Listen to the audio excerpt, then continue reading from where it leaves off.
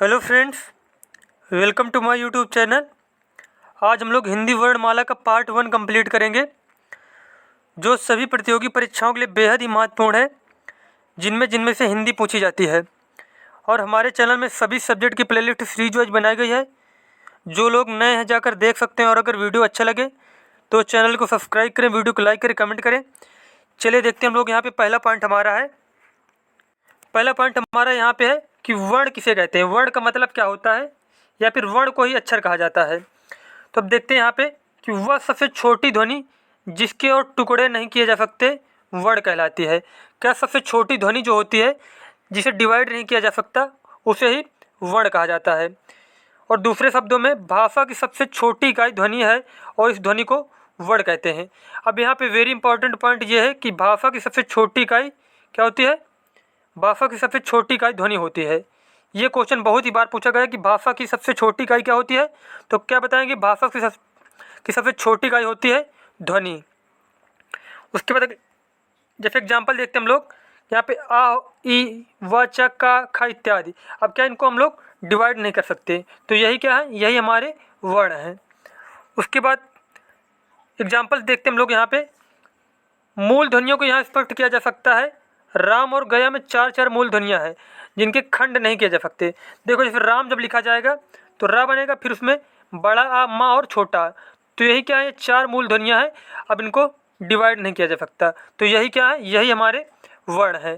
जैसे देखो गया में देखो ग, आ, य और आ, ये क्या है, ये चार जो है मूल ध्वनियाँ हैं, या फिर ये कह सकते हैं हम कि चार इसमें मूल वर्ण है, और इन अखंड मूल ध्वनियों को वर्ण कहते हैं, और इन्हें अब नहीं डिवाइड किया जा सकता है। तो कितनी मूल ध्वनियाँ इसमें, या चार मूल ध्वनियाँ या फिर चार वर्ण है।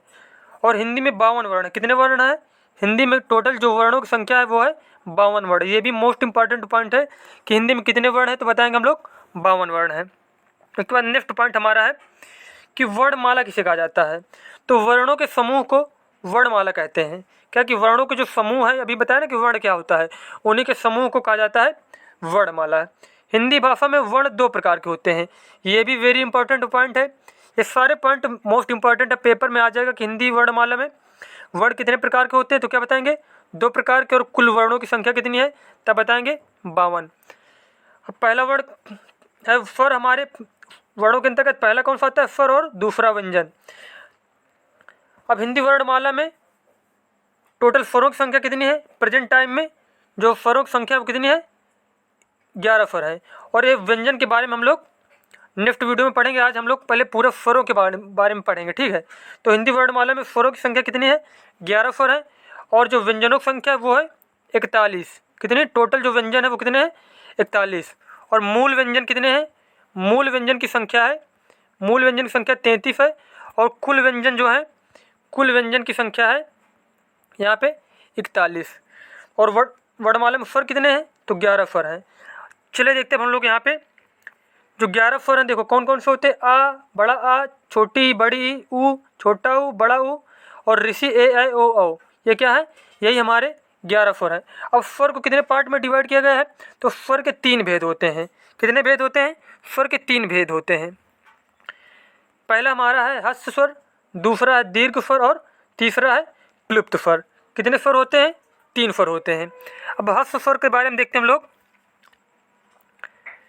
जिन स्वरों के उच्चारण में कम समय लगता है उन्हें हस्त स्वर कहते हैं, या फिर इसे ही बोला जाता है एक मात्रिक। क्या बोलते हैं, हस्त स्वर को बोला जाता है एक मात्रिक, एक मात्रिक स्वर। और हस्त स्वर की संख्या कितनी होती है, हस्त स्वर होते हैं 4। आ, ई, उ, ऋषि। ये भी पेपर में पूछा जाता है क्वेश्चन कि हस्त स्वरों की संख्या कितनी है, तो क्या बताएंगे हम लोग, हस्त स्वरों की संख्या होती है 4। और कौन कौन से होते हैं, छोटा, छोटी, छोटा ऊ और ऋषि, इन्हें कहा जाता है हस्त स्वर। ये सारे मोस्ट इंपॉर्टेंट पॉइंट है, आप लोग चाहो तो नोट्स बना सकते हो। तो ये हमारे जो हस्त स्वर थे ये कंप्लीट हो चुके हैं। अब हम लोग देखते हैं दीर्घ स्वरों के बारे में। जिन स्वरों के उच्चारण में अधिक समय लगता है उन्हें दीर्घ स्वर कहा जाता है। क्या है कि जिन स्वरों के उच्चारण में अधिक समय लगता है उन्हें कहा जाता है दीर्घ स्वर, और इसे ही बोला जाता है या फिर द्विमात्रिक। कौन से स्वर, द्विमात्रिक स्वर, इन्हें बोला जाता है। और दीर्घ स्वरों की संख्या कितनी होती है, दीर्घ स्वर होते हैं 7। कितने होते हैं, 7। बड़ा आ, बड़ी ई, बड़ा ऊ, ए ऐ ओ औ, ये क्या होते हैं? दीर्घ स्वर होते हैं। तो ये सारे स्वरों को याद करना कि ह्रस्व स्वर कितने होते हैं, दीर्घ स्वर कितने होते हैं। उसके बाद नेक्स्ट पॉइंट हमारा है कि जो दीर्घ स्वर होते हैं वो दो शब्दों के योग से बनते हैं। देखो जैसे यहाँ पे बड़ा आ है तो आ और आ जब मिलाएंगे तब बनेगा बड़ा। जैसे छोटी है उसके बाद छोटी, जैसे बड़ी ई यहाँ पे ना, तो छोटी छोटी को जब दो बार मिलाएंगे तब हो जाएगा बड़ी। तो यहाँ पे दीर्घ स्वर कितने होते हैं? 7 होते हैं। ये पॉइंट कंप्लीट हो गए। और यहाँ पे देखो ये सारे जो है एग्जाम्पल देख लो आप लोग, है ना। जैसे कि ए है तो आ, और ये भी पेपर में पूछा जाता है। जैसे कि ए है तो किसके किसके योग से बनता है, तो ए जो बनेगा आ, और ये जो चार हैं ज़्यादा मोस्ट इंपॉर्टेंट है कि ए जो बनता है छोटा और छोटी ई के योग से बनता है, और आई किससे बनता है? आ और ए के योग से बनता है, और ओ आ छोटा और ऊ के योग से, और ओ बनता है आ और ओ के योग से। तो ये भी याद करना कि किसके किसके योग से ये चारों बनते हैं। ये वाले ज़्यादा इंपॉर्टेंट, और ये तो तीनों सिंपल हैं। उसके बाद नेक्स्ट हमारा है प्लुप्त स्वर। प्लुप्त स्वर या फिर इसे ही त्रिमात्रिक स्वर बोला जाता है। क्या बोला जाता है? त्रिमात्रिक स्वर। अब इसे देखते हम लोग। वे स्वर जिनके उच्चारण में दीर्घ स्वर से भी अधिक समय यानी 3 मात्राओं का समय लगता है प्लुप्त स्वर कहलाते हैं। अब देखो एग्जाम्पल जैसे है कि सुनो, राम, ओम। तो ये वाले जो देखो शब्द देखोगे कहीं कहीं पे लिखा रहता है, जहाँ पे श्लोक वगैरह रहते हैं या फिर रामायण वगैरह में, तो ये बोला जाता है इन्हें ही प्लुप्त स्वर। उसके बाद नेक्स्ट पॉइंट हमारा है स्वरों का वर्गीकरण। अब जीवा की ऊंचाई के आधार पर स्वरों का वर्गीकरण कि देखो विवृत स्वर किसे कहा जाता है? विवृत स्वर कहा जाता है आ को। सीधा पेपर में क्वेश्चन आएगा कि विवृत स्वर किसे कहा जाता है, तो क्या बताएंगे हम लोग? आ को। उसके बाद अर्धविवृत किसे बोला जाता है? अर्धविवृत बोला जाएगा अय, औ और फिर आ जिसके ऊपर चंद्रबिंदी रहती है। और समृद्ध स्वर बोलेंगे छोटी बड़ी ई, छोटा ऊ बड़ा ऊ को। उसके बाद अर्ध समृद्ध बोलेंगे ए और ओ को। तो जीवा के ऊंचाई के आधार पर कितने पार्ट में डिवाइड किया गया स्वरों को? 4 पार्ट में। विवृत स्वर, अर्धविवृत स्वर, समृद्ध स्वर और अर्ध समृद्ध स्वर। उसके बाद नेक्स्ट हमारा है जीवा की उत्पत्ति के भाग के आधार पर। अब जीवा की उत्पत्ति के भाग के आधार पर कितने पार्ट में डिवाइड किया गया? 3 पार्ट में। अब यहाँ पे अग्र स्वर पूछा जाएगा जब पेपर में, तो क्या बताएंगे? छोटा ई, बड़ी ई, ए ऐ, ये क्या होते हैं? ये अग्र स्वर होते हैं। और पश्च स्वर में बड़ा आ, छोटा ऊ, बड़ा ऊ, ओ औ आ, ये क्या होते हैं? ये सब होते हैं पश्च स्वर। उसके बाद केंद्रीय मध्य स्वर बोला जाता है आ को। तो ये मोस्ट इंपॉर्टेंट पॉइंट है, सीधा पेपर में ही क्वेश्चन पूछता है कि अग्र स्वर किसे कहा जाता है, पश्च स्वर किसे कहा जाता है, केंद्रीय मध्य स्वर किसे कहा जाता है। तो ये सारे आप लोगों को याद करने हैं। उसके बाद नेक्स्ट हमारा है ओष्ठों की स्थिति के आधार पर। तो ओष्ठों की स्थिति के आधार पर भी 3 पार्ट में डिवाइड किया गया है। नंबर 1 प्रसृत या फिर अवर्तुल स्वर। तो अवर्तुल में कौन कौन से आएंगे? छोटी, बड़ी ई, ए और ऐ, ये आते हैं अवर्तुल में। उसके बाद वर्तुल में कौन कौन से आते हैं? छोटा ऊ, बड़ा ऊ, ओ औ, यहाँ पे 2 बार और हो गया है, छोटा ऊ, बड़ा ऊ, ओ और औ। उसके बाद अर्धवर्तुल में कौन सा आता है? बड़ा आ। तो ओष्ठों की स्थिति के आधार पर कितने पार्ट में डिवाइड किया गया? 3 पार्ट में। कौन कौन से?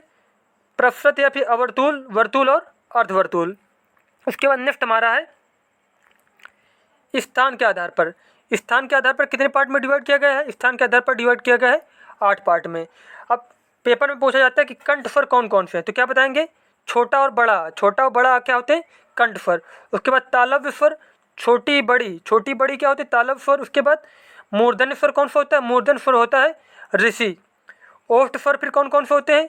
छोटा ऊ, बड़ा ऊ कहा जाता है ओष्ठ स्वर। उसके बाद अनुनासिक। अनुनासिक देखो ये हमारे जो तीनों होते हैं, छोटा के ऊपर चंद्रबिंदी और बड़ा के ऊपर चंद्रबिंदी, और जो ये जो चंद्रबिंदी ये ऐसे लगती है ये, तो इसे बोला जाता है अनुनासिक। उसके बाद अनुस्वार किसे बोलते हैं? अनुस्वार बोला जाता है अंक को। उसके बाद कंठ तालव्य स्वर कौन कौन से होते हैं? ए और ऐ को बोला जाता है कंठ तालव्य। उसके बाद कंठ्योष्ठ स्वर ओ और ओ को। तो यहाँ पे स्थान के आधार पर कितने पार्ट में डिवाइड किया गया? 8 पार्ट में। कंठ स्वर, तालव्य स्वर, मूर्धन्य स्वर, ओष्ठ, अनुनासिक, अनुस्वार, कंठ तालव्य और कंठोष्ठ। तो ये सारे स्वरों के जो पार्ट दिए गए हैं सारे याद करना है। सीधा पेपर में ये पूछता है कि कंठ स्वर बताओ, तालव्य स्वर बताओ। तो ये सारे स्वरों जो हैं, ये सारे स्वरों को आप लोगों को याद कर लेना है कि ओष्ठ कौन सा है, अनुनासिक कौन सा है। उसके बाद नेक्स्ट हमारा पॉइंट है कि आगत स्वर किसे कहा जाता है? आगत स्वर कहा जाता है बड़ा आ को। और अर्ध स्वर किसे कहा जाता है? अर्ध स्वर कहा जाता है या और वा को। उसके बाद अगला पॉइंट हमारा है अयोग वा। हिंदी वर्णमाला में ऐसे वर्ण जिनकी गणना ना तो स्वरों में और ना ही व्यंजनों में की जाती है उन्हें अयोगवा कहते हैं। जो हिंदी वर्णमाला में ना तो जिन्हें स्वर कहा जाता है और ना ही जिन्हें वर्ण कहा जाता है उन्हें क्या कहा जाता है, उन्हें कहा जाता है अयोगवा। और ये अंक और आ को क्या कहा जाता है, अयोगवा कहलाते हैं। अंक और ये जो आहा है इन्हें बोला जाता है अयोगवा। या फिर पेपर में ऐसे क्वेश्चन आ जाता है कि अनुस्वार और विसर्ग को कहा जाता है अयोगवा। या फिर अंक को क्या कहा जाता है, अंक को अनुस्वार तथा आहा को विसर्ग कहा जाता है। और अयोगवा जब पूछे तो क्या बताएंगे, अनुस्वार तथा विसर्ग को अयोगवा कहा जाता है। उसके बाद अयोगवाच के 4 प्रकार होते हैं। कितने प्रकार, अयोगवा के 4 प्रकार होते हैं, अनुनासिक, अनुस्वार, विसर्ग और निरनुनासिक। अब देखते हैं हम लोग यहाँ पे अनुनासिक में क्या होता है, जिस ध्वनि के उच्चारण में हवा नाक और मुख दोनों से निकलती है उसे अनुनासिक कहते हैं। अब देखो पेपर में क्वेश्चन कैसे आता है, पेपर में क्वेश्चन आता है, पेपर में क्वेश्चन आ जाएगा कि जिस ध्वनि के उच्चारण में हवा नाक और मुख दोनों से निकलती है उसे क्या कहा जाता है, तो क्या बताएंगे, उसे कहा जाता है अनुनासिक। एग्जाम्पल देखते हैं, जैसे गांव, दांत, आंगन, साझा इत्यादि, ये क्या है, अनुनासिक। अब इनमें क्या है, जो हवा निकलती है मुंह से वो कहाँ निकलती है, हवा नाक और मुख से निकलती है। उसके बाद अनुस्वार किसे कहा जाता है, अनुस्वार कहा जाता है जिस वर्ण के उच्चारण में हवा केवल नाक से निकलती है उसे अनुस्वार कहा जाता है।